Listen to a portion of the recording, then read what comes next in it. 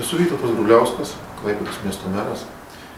Visų pirmiausiai norėčiau visus klaipėdiečius pakviesti į Seimo rinkimus Danės rinkimų apygardoje, kurie įvyks Liepos 3 dieną.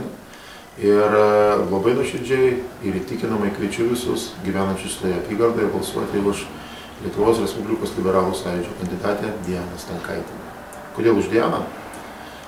Tiek dirbant Seime, tiek dabar darbuojantis šioje pozicijoje, Klaipėdos miesto mero pozicijoje, didžioji dalis klausimų, su kuriais tenka susidurti darbe, tai yra socialiniai klausimai. Tai yra patys jautriausi žmogui, šeimai klausimai, kurių sprendimui reikalingi rimti, išmanantis, patyrę ir kompetentingi politikai.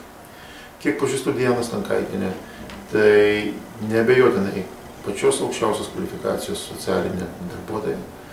Tai žmogus jaučiantis ypatingai didelę atsakomybę už tai, ką daro.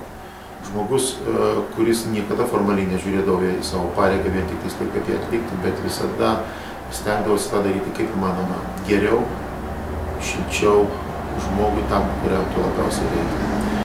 Galiu drąsiai sakyti, kad Diana Stankaitienė būtų pats geriausias pasirinkimas klaipėdiečiams balsuojantiems Liepos 3 dieną Danės rinkimų apygardoje už Lietuvos Respublikos liberalų sąjūdžio kandidatę Dianą Stankaitienę.